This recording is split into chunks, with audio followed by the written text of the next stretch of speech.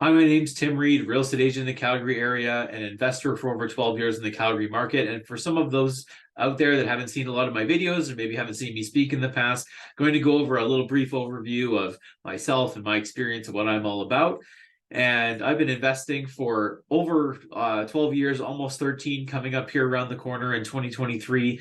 And I've done everything from flipping houses right up to commercial real estate, apartment buildings, and other acquisitions and things like development. And I've gained a lot of experience, learned a lot of lessons the hard way over the years, and had a lot of fun in the process. And I've done in my investment company, as well as I'm a real estate agent, over $1 million in transactions every year for over 12 years. And I also do training, consulting. I've written a best-selling book with Brian Tracy and contributed to multiple media outlets as a real estate expert columnist, Business Edge News Magazine, CTV, Global News, Maclean's Magazine. And I love teaching, coaching, speaking on real estate, and doing keynotes as well. And I always like to say I'm a recovering telecom engineer because I used to work in corporate and I left of my own accord, my own choices to focus on my real estate business full time back in 2016. And for those of you watching this video there, I can imagine that now with the current economic climate, the equities markets is going possibly into a bear market, high interest rates, inflation. Everybody's thinking about their money these days. They're thinking about their investments, and you'd like to make sure that you're getting double-digit investments in your investment portfolio. And I'm sure some of you have got great investments that are producing those. But even if that is the case, always having diversity is good. Having all your eggs in one basket. Any financial advisor guru out there will tell you that you have to have multiple different investments to keep things safe. When you look at having a diverse portfolio, that's what Warren Buffett's done. The greats like Ray Dalio, other hedge fund managers, they always want to make sure they've got diversity. And one of the things I want to talk about today is commercial real estate, and it can give you that diversity and those double-digit returns. So the first thing we're going to talk about today is interest rates and the capital markets. So when I say the capital markets, I mean that is the entire lending and banking universe. That means equity in deals, the private equity markets for private placements through exempt market dealers and other investments, because there's retail investments and then there's also the private market, private equity investments as well. That could be in shares, startup companies, real estate, mortgage investment corporations, REITs as well. Some of them are funded that way. There's lots of options in that space, and that's what we're talking about when we talk about the capital market. Since last year, about the last 6 months, interest rates have doubled from around the 1.9% rate at the beginning of last year. The Bank of Canada, Federal Reserve in the US, has started to raise rates to try and curb inflation. What does this mean for you? Is it time to panic? Should we run for the hills? Well, my answer is absolutely not. The best time to buy real estate is yesterday. Second best time to buy real estate is today. And many experts have said, buy real estate and wait. And what happens when the market gets tough, money gets more expensive, it's not cheap anymore, is that people leave the market, right? Baron Rothschild's been quoted many times, whether actually said this or not, I don't know, but that you should buy when there's blood in the streets. The best time to buy is when everybody else doesn't want to, and they're running away and they're panicking and they're selling their stocks and getting out of their investments, bailing out of rental properties. I want to get rid of my assets. I've got a tenant and the mortgage rate's going up. I want out. So when people are getting out of any sector, be it real estate, stocks, commodities, any investment vehicle, when other people are running for the hills, that's the time that you should be analyzing that investment sector. Real estate increases in value also due to inflation, and rental rates also inflate when inflation's happening as well. On the converse to that, also cost of materials goes up, labor goes up as well. When the economy also gets tough, it creates chaos, and chaos creates opportunities. There are divorces going on, unfortunate but true, helping people that are dividing assets because they're splitting ways, because they've decided to go a new direction because of divorce. Also, people passing away, estate sales. People are inheriting assets right now. We've got an aging population, and the baby boomers are starting to move those assets over to their next generation, also while they're still alive. So there's portfolios, there's land, there's opportunity out there because of this economic chaos that's happening with these interest rates in the capital markets. And also when commercial real estate, you look at real rental properties and retail, industrial, that Unfortunately, some of these retail folks haven't survived. We've also got the lingering effects from the pandemic and the shutdowns. It's been very hard on the retail sector, which is creating tenant turnover. But what that means for your commercial owners is you've got the opportunity now to change over those leases, renegotiate leases that are in place, and be able to maximize value from those leases. And current interest rates now for commercial financing is about 7.25%, sometimes a little lower, sometimes a little higher. What that means is that now investors in the commercial space, be it multifamily, industrial, office, they have to put more equity into the deal. So you cannot get away with a 25% down payment like you used to in commercial financing. Those bankers are tightening those purse strings, and they're going to want more equity put into the deal. And what that means is it lowers the competition because not everybody can put that equity into the deal. So syndications, syndicated mortgages, and also private mortgages are going to be very competitive now because the private lender rate is always higher than the bank. Typically, historically, that's always the case. Now that difference is becoming a lot shorter. The difference between private money and institutional money is almost at par. So investors have an advantage here that they could go private money and acquire assets, do their optimization, increase their value, and then go to the bank, which is ultimately a little bit cheaper, but they may not be the fastest path to acquire the building and make you jump through all those hoops the banks always do. And with those rates and fees being so close together, you could acquire private and then refinance with institutional money, banks, credit unions, the big five, much, much easier because the cost is so much closer. And because people can't get regular bank financing, that's going to move people out of the market. They're going to wait, they're going to sit on the fence, they're going to see if rates come down, and the opportunity will be snapped up by people that are willing to go and use private money, leverage that option, or just put in the extra equity to buy that property now and wait for the value to go up. And I always like to say that when the going gets tough, it's the best time to get in because if it's difficult, the barrier to entry is higher into a segment, into a space, into an investment. That means there's less competition, which means you can negotiate a better deal.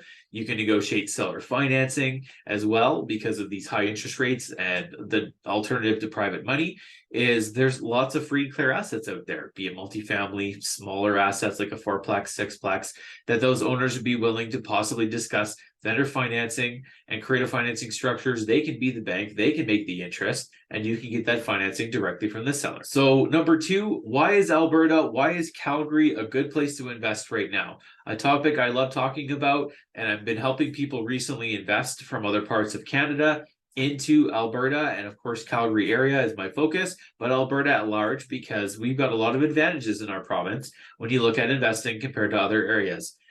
For number one, our multifamily asset class, you can get in Alberta cash flow, where you only get cash appreciation in some of the sexy markets like Vancouver, Lower Mainland, Ottawa, for example, has really gone on a tear these last couple of years. Toronto, Greater Toronto area, to buy an apartment building at a 2% cap rate, it's just not going to cash flow unless you're paying cash. 100% cash, no financing on the building, then it's going to make you a 2-3% return. In Alberta, prices are lower, taxes are lower as well, that you can actually get cash flow out of your rental properties, whether they're big or small. That includes residential properties like a duplex, up-down duplex, a bungalow, a side-by-side duplex, fourplexes. You can actually get cash flow on properties here in Alberta. That's one of the differences from other provinces. And the most important point I always like to say when I compare rentals in Alberta to rentals in other provinces, we've got one of the best landlord-tenant acts here in Alberta compared to other provinces. You've got a BC rental property, an Ontario rental property. You have to evict a tenant that's not paying their rent. You could be up against a 9-month to a 12-month process. In addition to that, they have rent controls. You can only raise your rent so much per year. In Alberta, no rent control. We can raise rent to meet demand of the private market versus other properties, which is a major advantage to be able to maximize value and add value through leasing of your residential properties here in Alberta. And Alberta has had the highest population growth for the last 18 months of any other province in Canada. The reason for that is also tied to that inflation. We've got rampant inflation, groceries are getting more expensive, taxes on fuel, rents going up, all of these things. The interest rate doubling means that the dream of home ownership, which is part of the Canadian dream for a lot of families here in Canada, in the Greater Toronto Area or in the Lower Mainland of Vancouver, that dream is gone. For the foreseeable future, at the current interest rates we're seeing today, they're never going to be able to afford a home. Or maybe they were this close and now they're just priced out because of the interest rates and the inability for them to get a mortgage. And that's why people are flooding in droves back to Alberta. Economics is going well, but we're a lower cost place to live. 5% provincial, there's no provincial sales tax. We've got 5% GST. That's it. Lower corporate taxes. Cost of operating a business here is much lower than it is in those areas. Montreal as well. People are moving from those places to Alberta because we also have one of the larger populations here in Calgary, Edmonton as well, and we've got job diversity.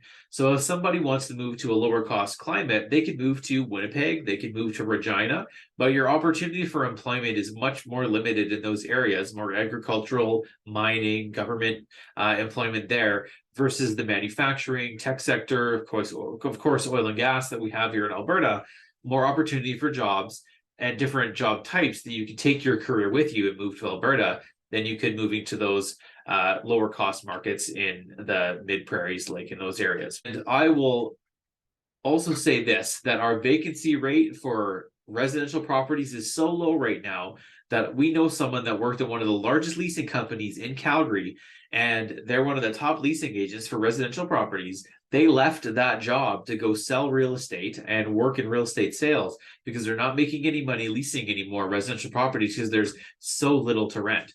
So the true actual vacancy I see on the ground, not just what's reported by the real estate board, because that's only professionally managed companies which report to the Calgary Real Estate Board, or the CREB for short.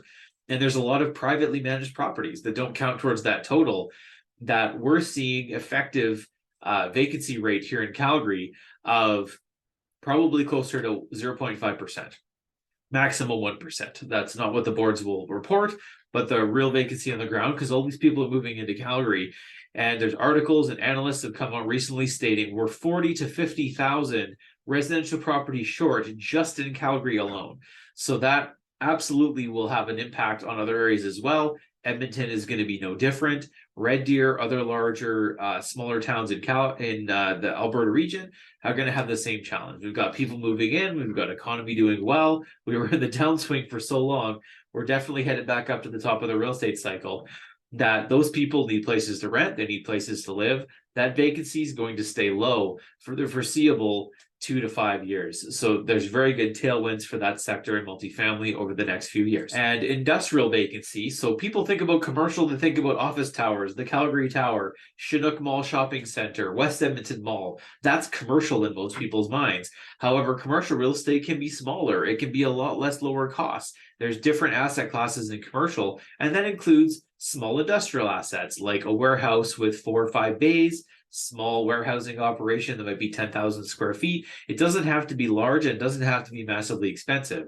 There is smaller commercial assets for under $1 million, which in some areas of Calgary, just 4 units in multifamily, a 4-unit fourplex could be north of $1 million in some areas of Calgary, as an example for comparison. And you could get commercial leases, which have much stronger rights for the landlord. No landlord-tenant act because you're dealing with businesses and you're a business owner as an investor for small industrial. That typical Calgary region vacancy rate for these asset classes for small industrial and small retail is usually around 6 to 8%. Right now, we're seeing a 2% effective vacancy rate, which means there's high demand, there's new construction, there's demand for new inventory to be brought on the market for this asset class, that it's going to have very positive trends for the next few years as well. So something to consider in that space if you're looking to have an alternative asset class than just rentals and dealing with tenants and toilets and that fear for investors. It might be a good option for the more passive investor, because once the place is leased for 5 years, 10 years, 15 years, and you don't have as much day-to-day management for commercial. One of the advantages of that, but it does have different financing rules, different qualifying criteria.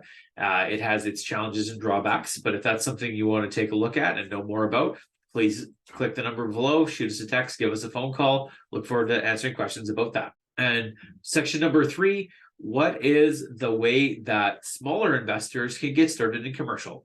that it could be closer than you think. So when I mentioned in the last segment, there's lots of different other commercial real estate investments, and also multifamily could just be a fourplex. It could be a 10-unit building or a 12-unit apartment building, maybe in a smaller community around the Calgary area, around the Edmonton region, or somewhere else in a smaller town in Alberta. Certainly smaller towns have got great demand. The rent is actually not as low as you might think. It's closer to some of the big cities and certain centers.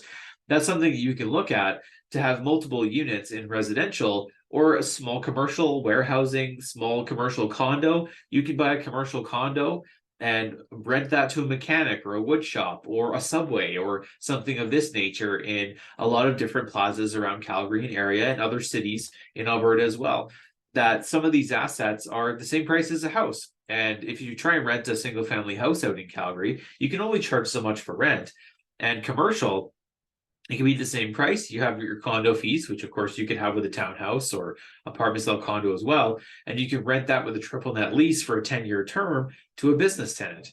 And you're paying the same price for the commercial condo bay as you would for a single family house, but your return dollar for dollar for that commercial condo versus a single family house. Also, the maintenance on that commercial condo is significantly lower than having to deal with, maintaining the walls and the trim and appliances and all these things. Versus the commercial, it could be closer to your budget and your reach than you think it is. The number one thing I always like to say with any investment in real estate, the first thing you should start with is your goals and determine whether you want to get a good return on your investment, you have cash to invest, or you want to have cash growth, right? Those are the two main differences that people have to think about. Do I want to grow my cash, or do I want to take my capital that I have and invest it and get a return that I'm happy with? And decide on a return that works for you. What's a good return in your opinion? That's different for everyone. And think about what that looks like for you. What's the time horizon that you want to look to invest in? Do you want to invest for 1 year, 2 years, 3 years, 10 years? Very different strategies that you can invest in real estate, both commercial and residential, if you've got a different time horizon. Some people are in the last third of their investing journey, they're planning on retiring, or they're already retired. We worked with people that are retired and they want to get retirement income on their investments. These are two different situations. If you're a bit of a younger guy like me, your goals and your strategy might be different than somebody who's retired and they just want return on their capital. They want return on their investments rather than growing their cash. Number four, one of the things you have to consider is how much capital do you want to put to work? People always ask me, if I had $10 million, should I put it all in real estate? My answer to them is an emphatic no, because I believe in diversity. You have to have different investments in your portfolio to make sure that you're well positioned and you've got diversity in your investments. You should have investments in the stock markets, properly managed, paying attention to it with the right folks. You should have investments in real estate, and I also believe you should have investments in businesses. Those are the three pillars to wealth that I call it.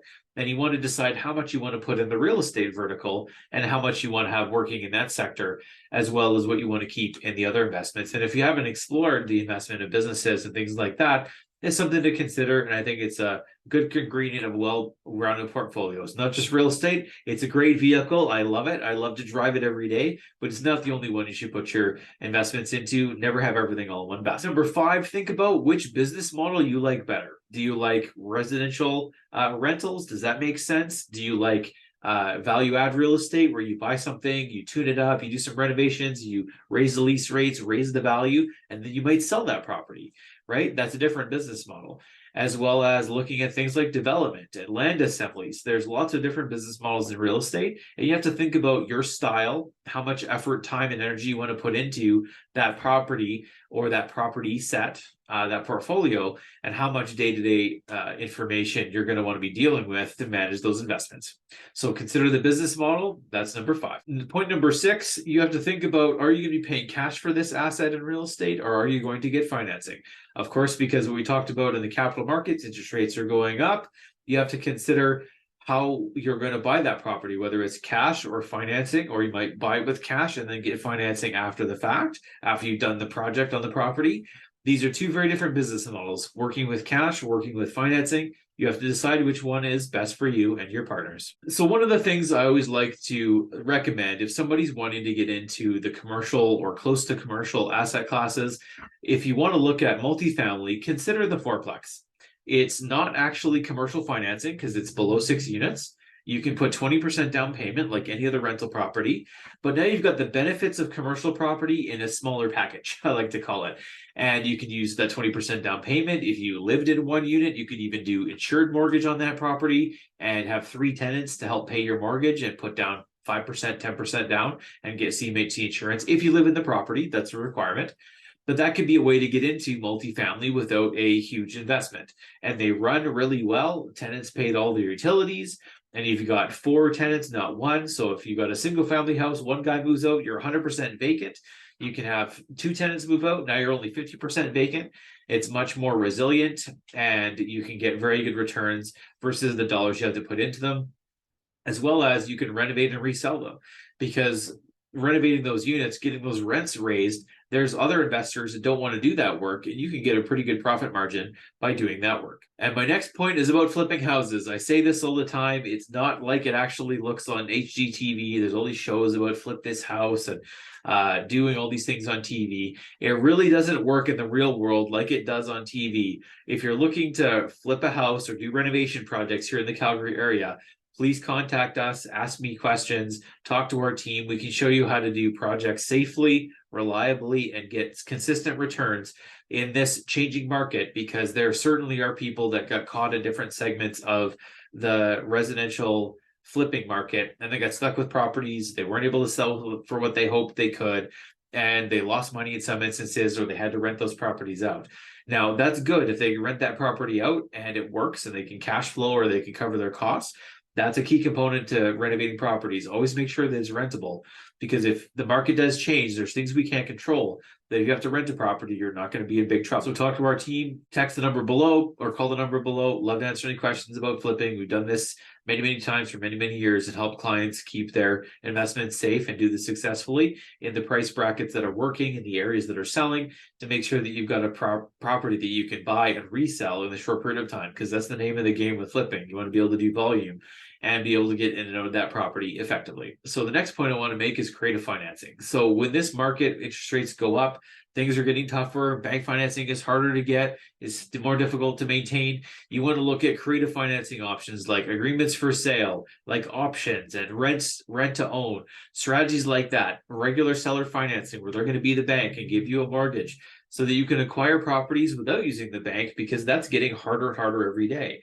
And as a matter of having a portfolio, you might not be able to get more mortgages right now with these higher interest rates.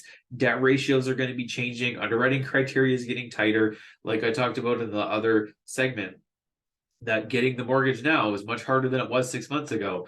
You have to get creative, put your thinking cap on, and be able to structure deals in a different way. And that's one of the specialties that our team has. Please get a hold of us. Happy to answer any questions with that. And we're constantly looking for deals with those structures to be able to provide them to our amazing clients. One of the things that I always like to say to investors that really want to be passive, nothing's truly passive in real estate, because you have to do due diligence, you have to manage your property manager, you have to manage tenants, you have to do things.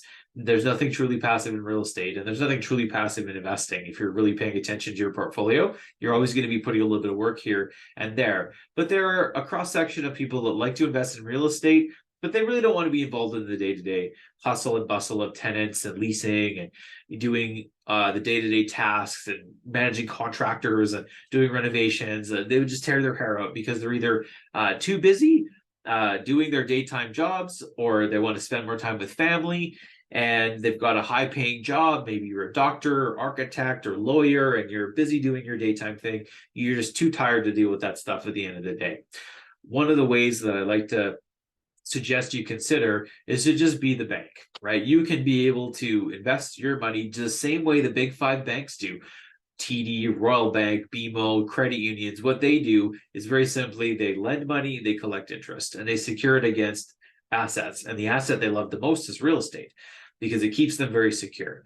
So there's options and ways that you could do that. Invest in real estate and play the game just like all the big 5 banks, and you can earn interest, double-digit returns on your investment, and have a mortgage, first mortgage, second mortgage, lots of options there, and be able to make money just like the bank. And it is as close to passive as you can get as an investor in real estate. You have to do a little bit of due diligence, right? Do some underwriting, make sure that you like the property that you're going to lend the money against. I always suggest that you look at the property and consider owning it, because sometimes things don't work out, you might have to foreclose and take that property, but you're always going to be safe because you've got lots of equity in the deal, comfortable to your risk tolerance, that you could take the property, then you can rent it out, or you could resell it, or you could do something like that. So as a savvy investor, you got to think, what's the worst case scenario? If I was to take that property, would I be okay with it?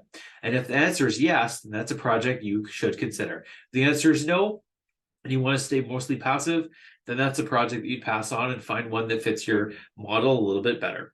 So looking at investment real estate, play the game as the banks, just like the big five. You can do that in real estate and be pretty close to passive, this close to passive, but not quite. You do have to do a little bit of work, but that's a way that you wouldn't have to deal with the day-to-day, real estate tasks like I do, being in the trenches, getting shot full of holes.